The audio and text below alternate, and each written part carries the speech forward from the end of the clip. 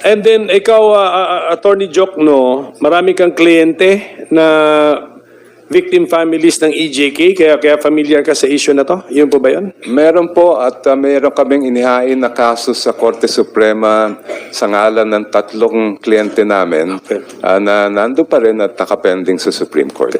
Kliyente, meaning to say, namatayan na mga pamilya? 3 po sila. Yung isa, si Jefferson Soriano, ay survivor din ng EJK. Okay. Yung isa, si Rowena Apari, ay nanay ng napatay na nanlaban daw. At yung pangatlo ay relative po rin ng isang EJK victim. Okay, pero EJK po ito. Since familiar ka naman sa background facts, yung mga attempted EJK or victim ng EJK, sa ngalan ng war on drugs ang operation ng police? Yes. Okay.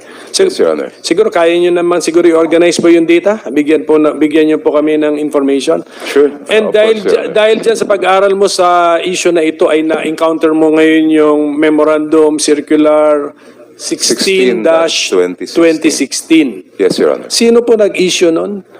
Si Chief PNP noong panahon na yon, ngayon Senator Ronaldo Bato de la Anong Rosa. date yon? Ronald lang, Ronald. Walang O. Sorry po. Anong date yung MC July 2016? 1, 2016. Okay, July. First day po niya sa July pag-upo 1, bilang 2016. Chief PNP. And as an experienced lawyer, napansin mo doon ang pag-insert ng anong mga salita?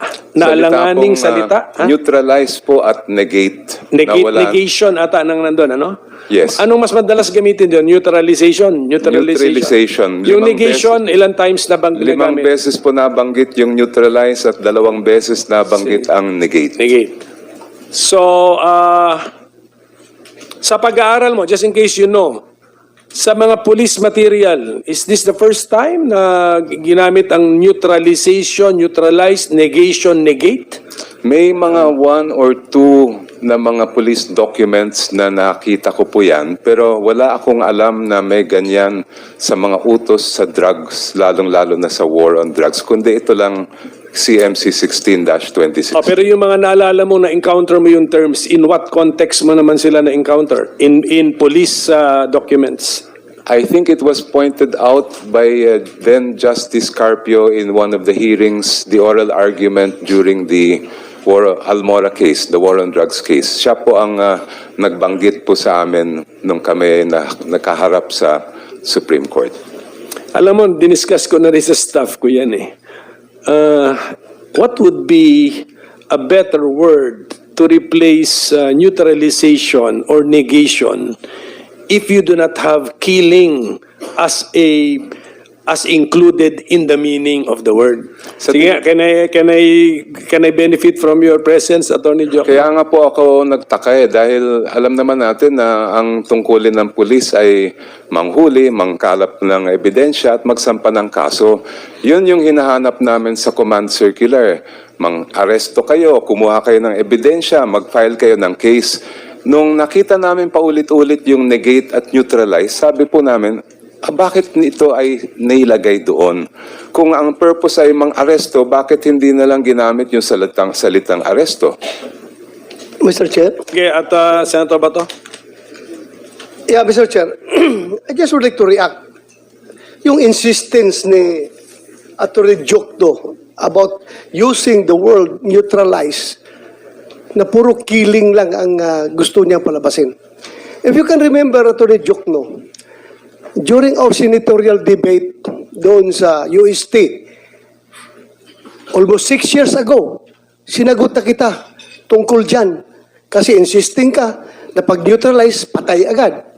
Sinagot na kita extensively doon sa debate na yun. Kaya nga siguro ako nanalo.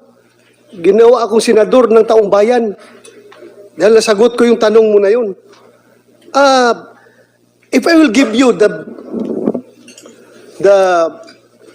Google meaning of neutralize. Ito pong nakasabi.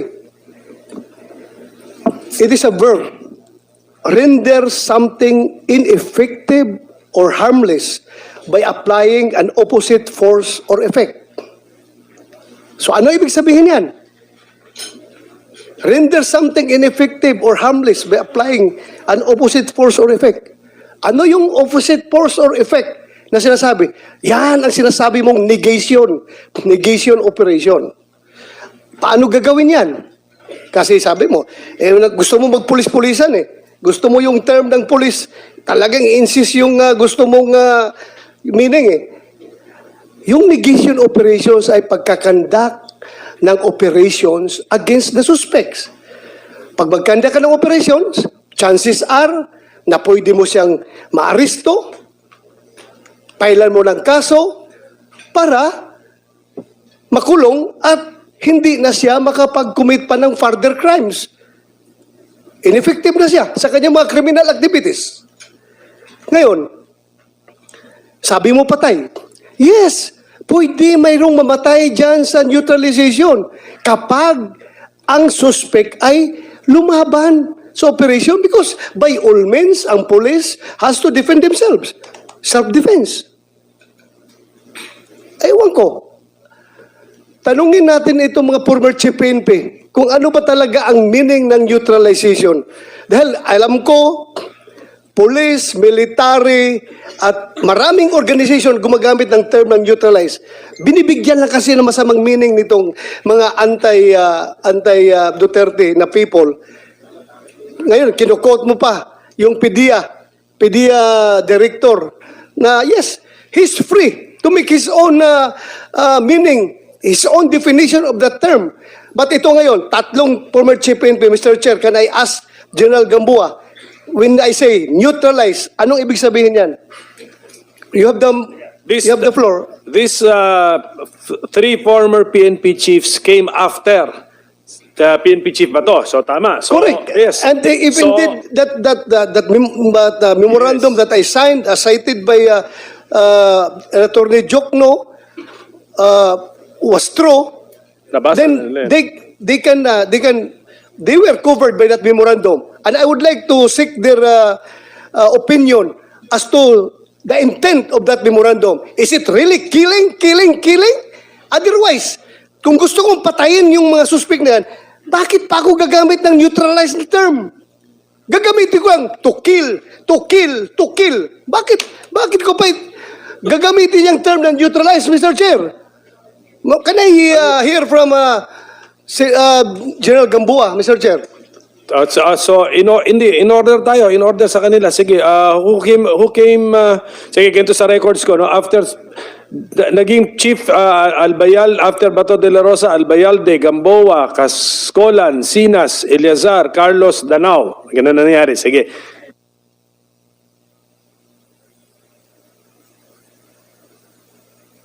Okay, the question of Senator Bato, he wants to direct it first to lawyer pa pala itong ating lawyer, former police chief, Attorney Archie Gamboa.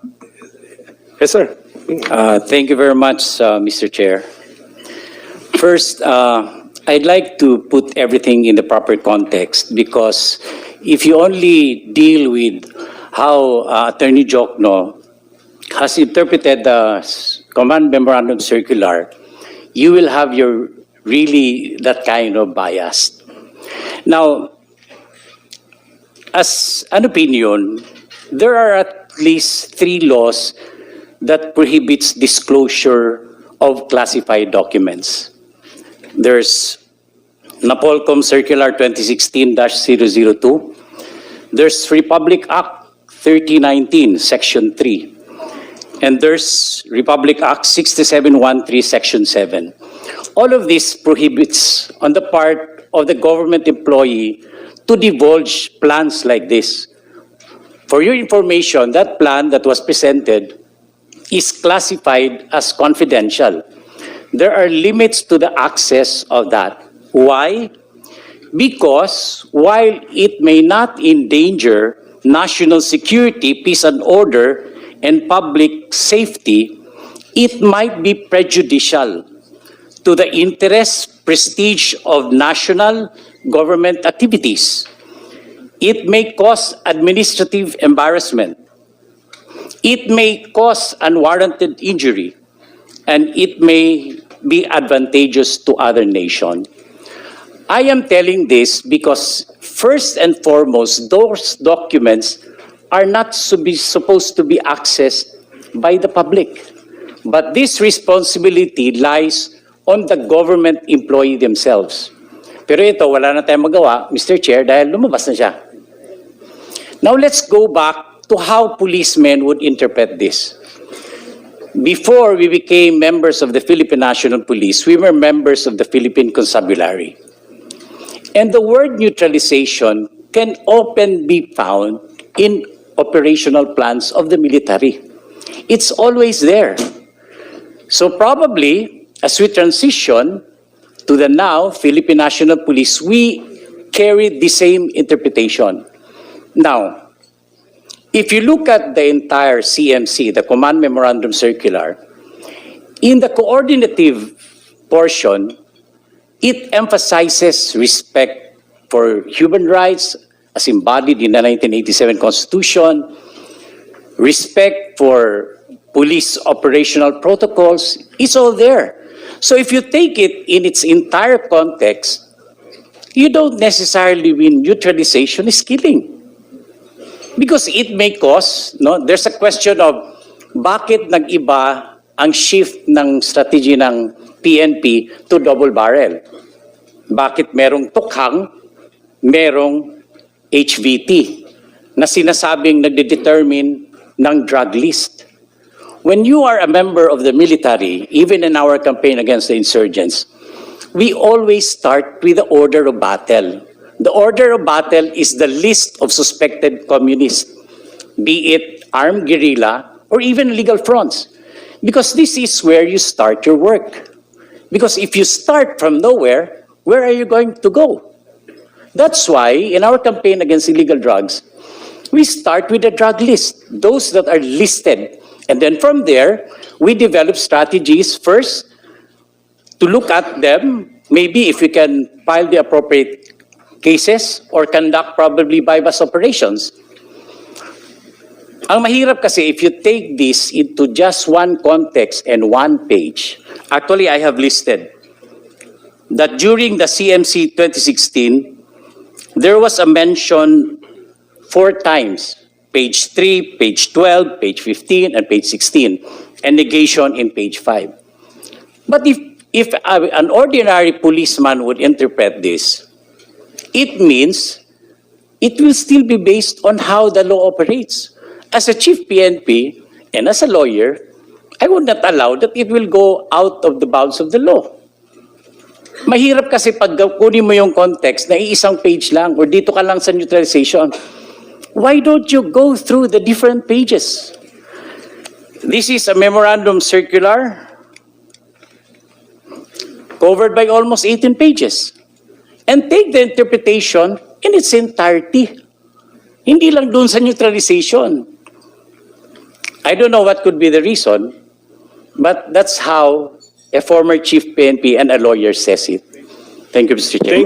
Thank you, sir. Mr. Chair. Pwede ako follow up. Yeah. But is the word neutralization commonly used in police documents? Sige, sige, Chief. Yes, sir. Huh? Yes, sir. Even So, in the military, sir, as I have said. In the police, kaya ako kinocontextualize eh. Huwag tayong kinocontextualize ko. Kayo ba police? You consider yourself military? No, sir. Police. So, in the police context, common ang word na neutralization. Yes, sir. Even if you can see on the So- different 6 memorandum circular, you see it's Kaya nga, that's one document. I'm now asking you, before ka naging chief, siyempre, lawak na experience mo, madalas mo na-encounter sa police career mo ang word na Yes, neutralization? sir. Yes, sir. So just as you made the study ko, ilang beses ginamit siya dito sa Yes, sir. document, Yes, can sir. you give us a study kung ano yung mga police documents na na-encounter mo, ang neutralization No. at saka negation?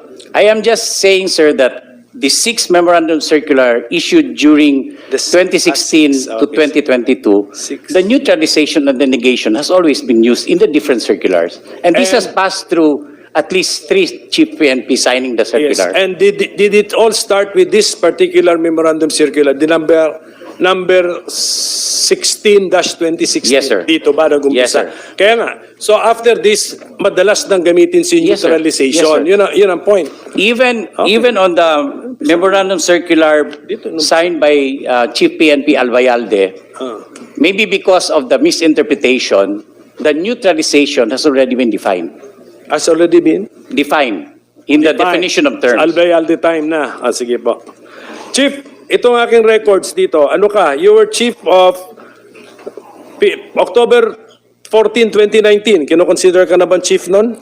Up to... Yes, sir, as officer in charge, but limited on the... Up to September 2, 2020. Yes, sir. Tama. Yes, Mr. Chair. Alam mo ilan ang casualty sa war on drugs? Do you know? Sa term mo? I think 662, sir. 662. Yes, sir. We have already list on the different died in police operations on the different terms of the Chief PNPs. Yes. Basta in your particular term, 662. Yes, Mr. Chair. Yes. Mr. Chair. Mr. Chair, Yes, Senator Risa. salamat kayo, Mr. Chair. I'll be asking follow-up questions after all the former chiefs PNP Yeah, have absolutely. spoken. Pero I think may binanggit po si former Chief PNP Archie Gamboa at least tatlong importanteng punto. Una, talagang magkakaiba yung sa militar or even the PC before bilang military organizations na gumagamit ng yung list of targets at saka yung use ng word na neutralization. Iba talaga sa context ng kanilang dating counterinsurgency operations ng PC at ng AFP until recently na pumipihit sa external defense. Ibang-iba supposedly ang PNP. That's why nagpasa ang Kongreso noon ng PNP Reform and Modernization Act to create the new PNP. So ibang-iba po yung paggamit ng neutralization or negation sa PC noon at sa AFP, maaring hanggang ngayon, kesa sa PNP. Pangalawang importanteng binanggit ni former Chief PNP Archie, yung sinabi nga nila na why would they want to arrest rather than have those effect of killing? Kasi po, yung isa pang pag-uusapan natin in this hearing or perhaps the next hearings, Mr. Chair, merong tinawag na nangyaring perverse incentive. Lumabas na po sa isang resource person. Pag aresto, walang reward, walang incentive. Pero pag napatay, may incentive. At may gradations pa ng magkano yon depende kung low level or high value yung napatay or pinatay. And pangatlo po, I just would like to return dun sa piniresent so far ni na Attorney Jokno, Attorney Chell, na pati doon sa mga nakuha nilang after reports ng PNP sa mga napatay, yung mga nakalista earlier for neutralization or negation, nakalagay po killed. So in the course of the years of the drug war, in the course of the years of the EJ case, talagang napagpalit-palit na yung neutralization, negation, at yung pagpatay as a description and siguro in the nature ng mga human organizations sa pagkaintindi even during the operation. So just for the record, Mr. Chair, bago yung ating iba pang former chiefs PNP. Senator Salamat Bato. kayo, Yeah, Mr. Chair, thank you. Mr. Chair, I have given this body the Google meaning of the word neutralization. This time, I would like to share with you the police meaning of neutralization as defined in page 188 of the Police Operational Procedure Manual. And it says, neutralization, a police intervention in strict accord with the use of force continuum and or principle of proportionality on the use of force purposely to contain or stop the unlawful aggression of the offender. This may include an arrest, capture, surrender, or other acts to subdue the suspect. Wala mang nakalagay dito na kill sa definition ng PNP Operational Manual, Mr. Chair. Thank you, Mr. Chair. Mahirap kung magbigay ng meaning, somebody from outside the PNP ang mag-interpret sa isang police term. It should be people from within the organization be given the chance to interpret this term accordingly, Mr. Chair. May, Thank you. may we know when the PNP officially and formally defined the word neutralization? Because sa notes ko, mayroon -21, so it gives me the idea it's 2021. Regardless, Mr. Chair. Am I correct or not? Yeah, this is 2021. Dahil nga sa 2021, okay. dahil nga sa palaging Yes. minimisinterpret ng Okay. publiko yung So- term na neutralization, the PNP come up with the correct But meaning. Is it a fact that in the command memorandum circular number 16-2016, where the word neutralization appears, wala pa siyang definition nung time na yon? Wala pa, Mr. Correct. Chair. Okay. But it doesn't mean kung walang Correct. nakasulat na Correct. definition, isama mo na yung puro patay-patay na lang ang Correct. gusto mo sa neutralization. Correct. Thank you, Mr. Chair. Do you want to continue with the ex-chief, Senator Bato? You want to continue? Yes. Yes, Linya, Mr. Chair. Same question, kung natatandaan nyo pa, sir. Kung same question ni Senator Bato. So, Debold Sinas, we have, yes, sir, General Retired Debold Sinas. Thank you very much, Mr. Chair. First, I'd like to thank the committee for inviting me. Nagbigay na po ni Senator Bato at saka ni Sir Archie po ang definition. Yun po talagang inadapt namin, Your Honor. Hindi po kagad patay.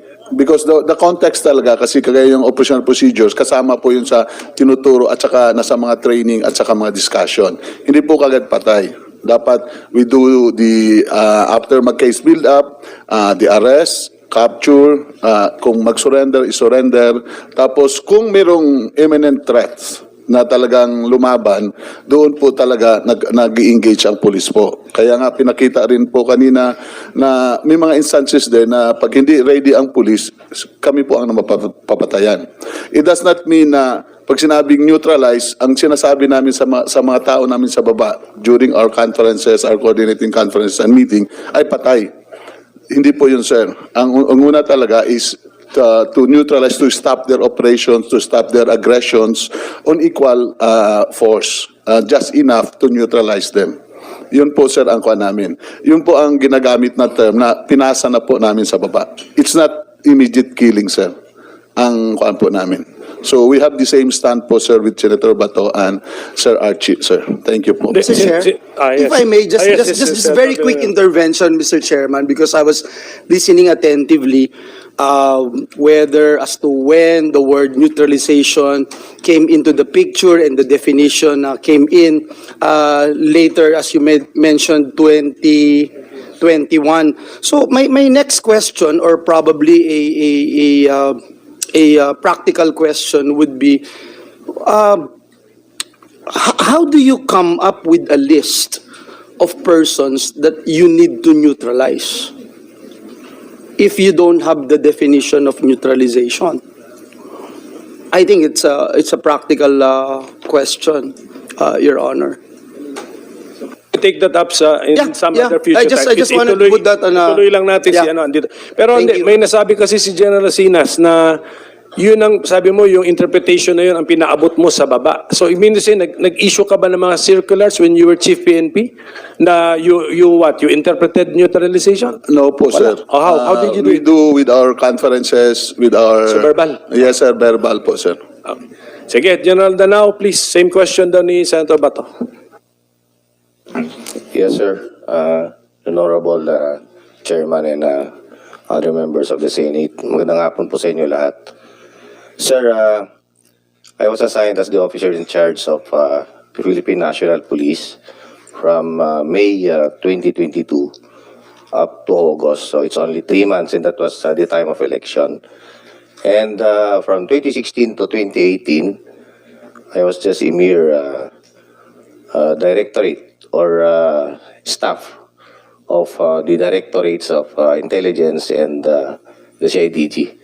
But as far as the neutralization word is concerned, as being discussed before during the height of the drug war, for me, sir, I would take it as neutralization is a form of police operation.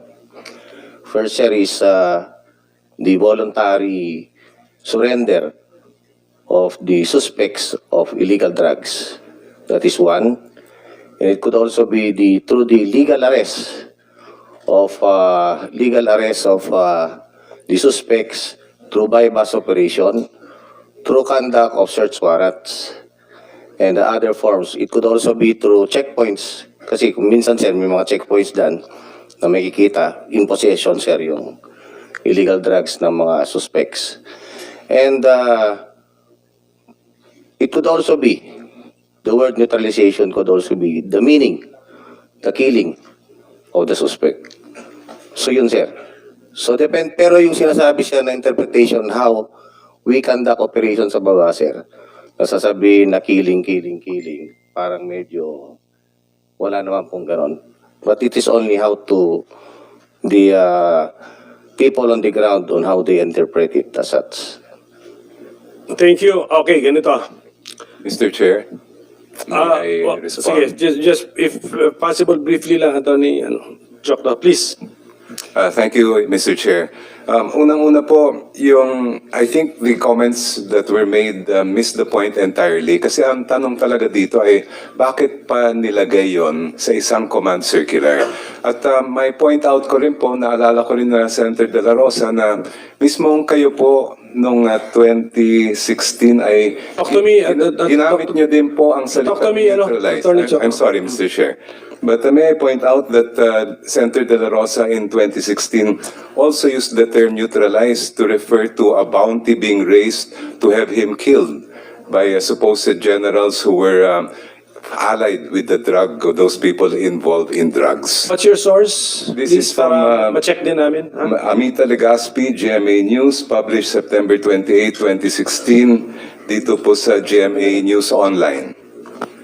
Mr. Chair, Mr. Chair. siguro mamaya kung ma-share sa atin yan para makareact ako Okay, properly. please share with Senator Bato. Wala akong context, Mr. Hindi ako Chair. tinanong para yung staff ma-check kagad ng staff. Just a few more points, if I may, Mr. Chair.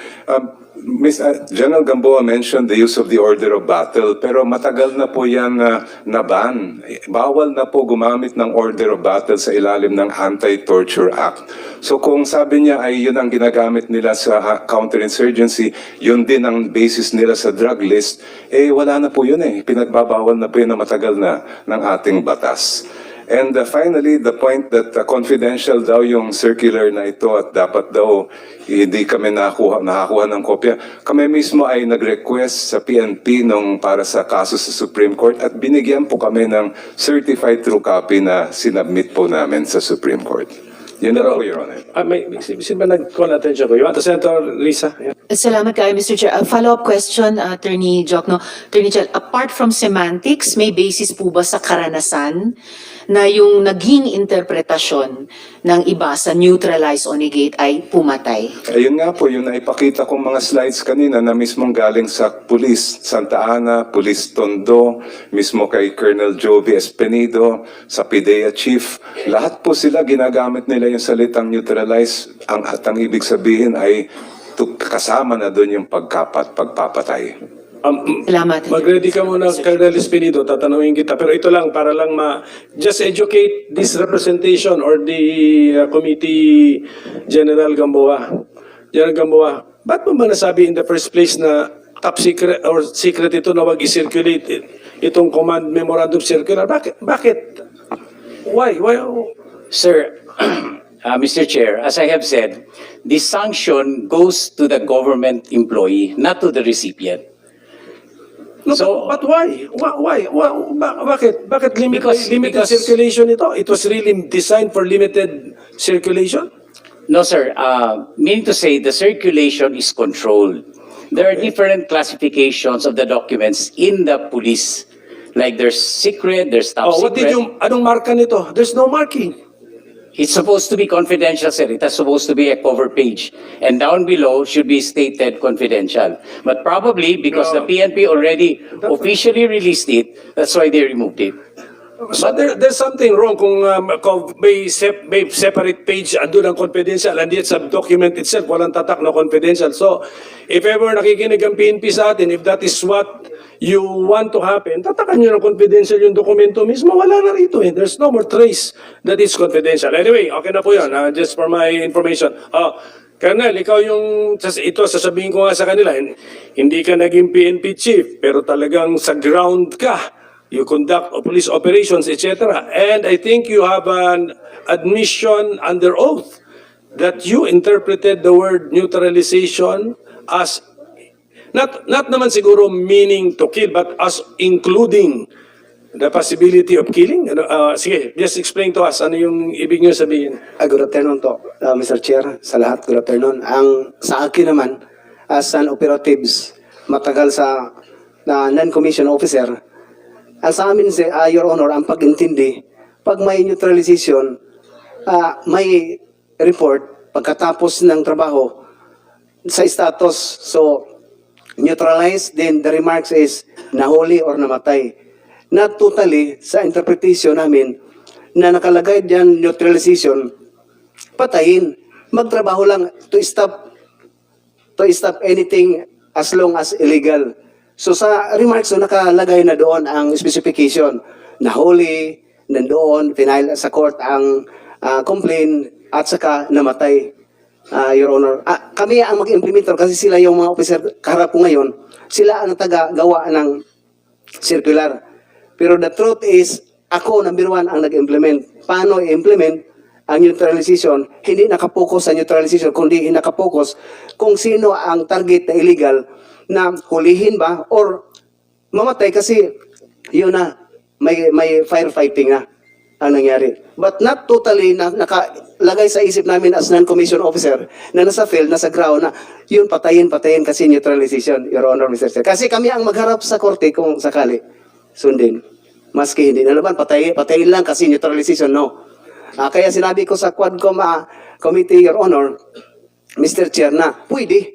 Sa lahat pwede. Possibility. As long as sa real trabaho, kung ano talaga yun ang harapin mo, Mr. Chair. Mr. Chair. Sige, Senator Bato, matanong ko so na we si- will clarify Yeah. the situation. Meron kang sinabi, Colonel Spiro, na pwede. Pwede. Ano mo ibig mo sabihin nun sa pwede? Na pwedeng mamatay? Lahat may possibility, Mr. Chair, Your Honor, kasi sa situation na nandyan, daming experience ko for my 28 years. Yeah, pwede mamatay kung ano? Kung lumaban, Oh, yun. example- Laruin mo. Laruin mo kasi you're living space of doubt eh. Na pwede. Pwede pala, pwede. pwede sa lahat. Pwede kung, Yes, kung lumaban ka. lumaban. Yun ang sinabi ko, pala eh. Mr. Chair. Sige, thank you. Thank you, Mr. Chair. Mr. Chair. Colonel, ganito, okay. Kunyari, hindi neutralization yung word na ginamit. Arrest, o ano.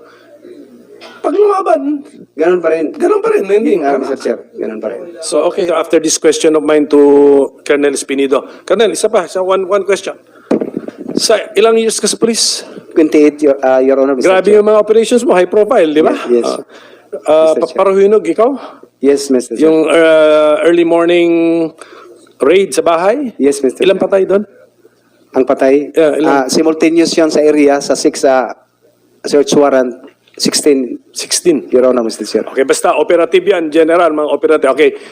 Sa entire 28 years career mo sa police, ikaw ba'y nakatanggap ng instruction, whether in writing or sa pananalita, na ginamit ang word na neutralization bilang code na patayin mo?